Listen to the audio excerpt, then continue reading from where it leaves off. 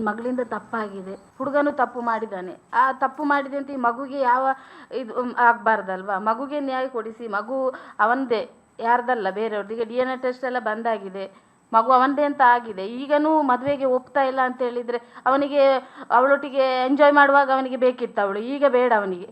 ಈಗ ನನಗೆ ಇಷ್ಟ ಇಲ್ಲ, ನನಗೆ 21 ವರ್ಷ ಆಗಿದೆ, ಆವಾಗ ಡಿಸಿಷನ್ ಆಗೋದಿಲ್ಲ, ಇವಾಗ ತೊಗೊಳ್ಬೋದಲ್ಲ ಅವನಿಗೆ. ಅವ್ರ ಮನೆಯವರು ಹೇಳ್ತಿದ್ದಾರೆ ಅವನಿಗೆ ಇಷ್ಟ ಇಲ್ಲ ಅಂತ. ಅವನಿಗೆ ಇಷ್ಟ ಇದ್ದಾಗೆ ಅವರು ಹುಡುಗಿಯರನ್ನು ಚೇಂಜ್ ಮಾಡ್ಕೊಂಡು ಹೋಗ್ತಾರಾ?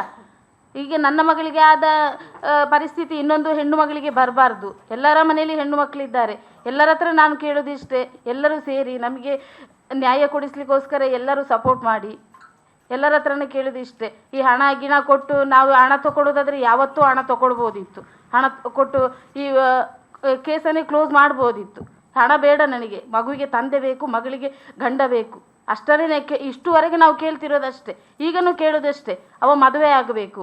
ಯಾಕೆ ಮದುವೆ ಆಗೋದಿಲ್ಲ ಅಂತ ಒಂದು ಹೆಣ್ಣಿಗೆ ಆಗಿದ್ರೆ ಎಲ್ಲಿ ನ್ಯಾಯ ಇಲ್ವ? ಕೋರ್ಟ್ ಬಿಡಿ, ಕೋರ್ಟ್ ಆದರೆ ಇದು ಮಾಡ್ತಾ ಇರ್ತದೆ. ಆದರೆ ಈ ಸಮಾಜ ನಮಗೆ ನಮ್ಮೊಟ್ಟಿಗೆ ಸಹಾಯ ಮಾಡಬೇಕು, ಮಗಳಿಗೆ ನ್ಯಾಯ ಕೊಡಿಸ್ಲಿಕ್ಕೋಸ್ಕರ. ನಾನು ಹೋರಾಟಕ್ಕೂ ರೆಡಿ ಇದ್ದೇನೆ. ಕಾನೂನು ಹೋರಾಟ ಮಾಡಲಿಕ್ಕೂ ನಾನು ರೆಡಿ ಇದ್ದೇನೆ. ಮಗಳಿಗೆ ನ್ಯಾಯ ಕೊಡಿಸ್ಲಿಕ್ಕೋಸ್ಕರ ಎಲ್ಲರೂ ನನ್ನ ಜೊತೆ ಸೇರಿ. ಇವ್ರ ಮಗುವನ್ನು ಅಲ್ಲಿ ಕೊಡೋದು ಇಲ್ಲಿ ಕೊಡೋದು ಅದೆಲ್ಲ ಅವಶ್ಯಕತೆಯೇ ಇಲ್ಲ. ಮಗುವಿಗೆ ನಾವಿದ್ದೇವೆ, ಅವ್ರಿಗೆ ಮಗು ಅಗತ್ಯ ಇಲ್ಲದೆ ಇರ್ಬೋದು. ನನಗೆ ಈ ಮಗು ಬೇಕು, ನನ್ನ ಮಗಳು ಬೇಕು, ನಾನು ಇರುವ ತನಕನೂ ನಾನು ಸಾಕ್ತೇನೆ ಆ ಮಗುವನ್ನು. ಅವರಿಗೆ ಭಾರ ಆಗಿರ್ಬೋದು, ನಮಗೆ ಭಾರ ಆಗಲಿಲ್ಲ, ಆಗೋದು ಇಲ್ಲ. ಅವ್ನು ಬಂದು ಕುತ್ಕೊಳ್ಬೇಕಲ್ಲ ಸರ್. ಈಗ ಇಷ್ಟು 3 ತಿಂಗಳು ಮೀಟಿಂಗ್ ಮಾಡಿದ್ರಲ್ಲ, ಬಂದು ಕುತ್ಕೊಳ್ಳಿ ಅಲ್ಲವ. ಯಾಕೆ ಬರೋದಿಲ್ಲ? ನಾವು ಬರೋದೇ ಇಲ್ಲ. ಅವರ ತಂದೆ ತಾಯಿ ಕರ್ಕೊಂಡೇ ಬರೋದಿಲ್ಲ. ತಾಯಿ ಬರಲಿಲ್ಲ, ತಂದೆ ಬಂದು ಇಲ್ಲ ಮಗ ಒಪ್ಪುದಿಲ್ಲ ಅಂತ ಹೇಳ್ತಾನೆ 3 ತಿಂಗಳಿಂದ. ನಾನು ಆಗುದಿಲ್ಲ. ಯಾಕೆ? ತಂದೆಗೆ ಮಗನನ್ನು ಬಗ್ಗಿಸ್ಲಿಕ್ಕೆ ಆಗುದಿಲ್ವಾ? ಮಾಡಿದನಲ್ಲ, ತಪ್ಪು ಮಾಡಿದನಲ್ಲ.